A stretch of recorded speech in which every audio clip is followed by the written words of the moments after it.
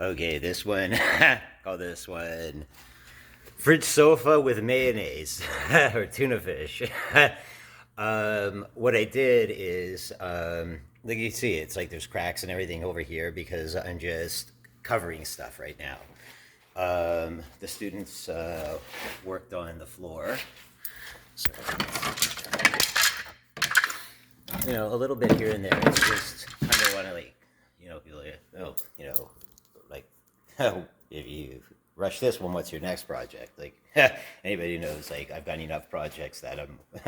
That's my problem is like, too many projects. So what happened was, I wanted to keep the shape over here, and for me, it's always fun.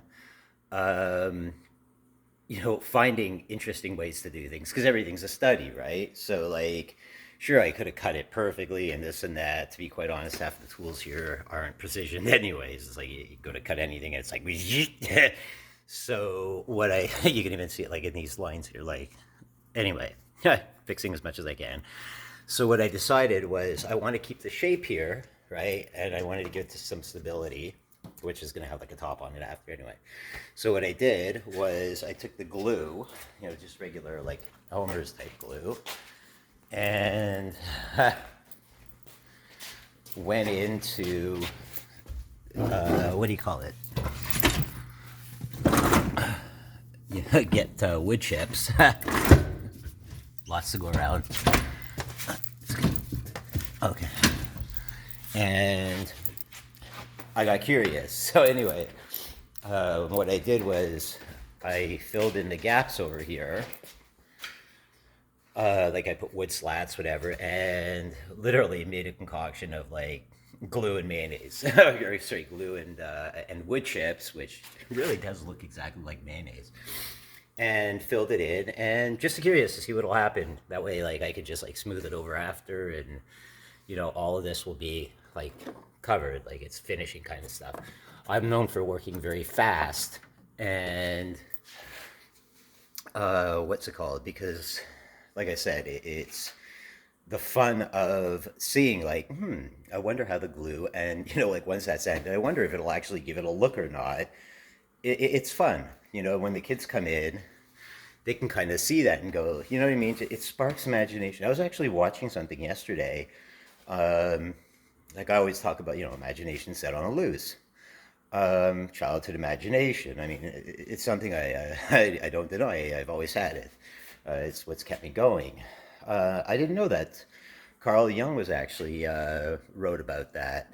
I don't know how I came across it. I guess you gotta love what do you call it? Cookies. They know everywhere you've been, but I don't mind. Hey, you know what? Fine if you can bring me like interesting information that I'm looking for.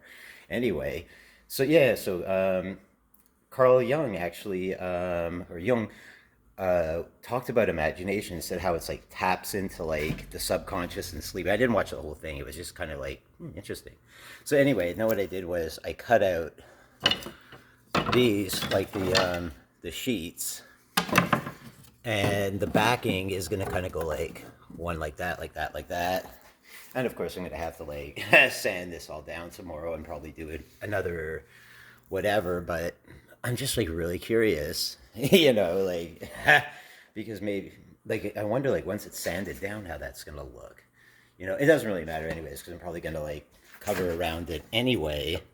I just wanted to kind of smooth it out, and I'm gonna put like one, two, three, four, like all the way around and down like that. But anyway, and then I found these two things. What do you call it? Students did a great job on the floor, by the way. Yeah.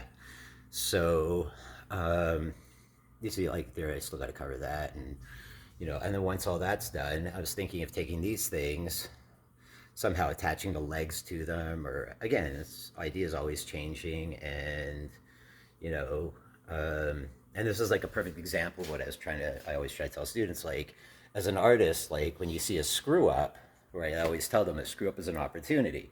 So this is not a screw up. It's just I know I'm going to be covering it. It's going to look nice at the end. But every time you add a detail, it's to cover up something else. And then when that detail is added, if you like make a mistake or something doesn't look good, you add another detail and then another detail and another detail and another detail. And before you know it, things start to come alive.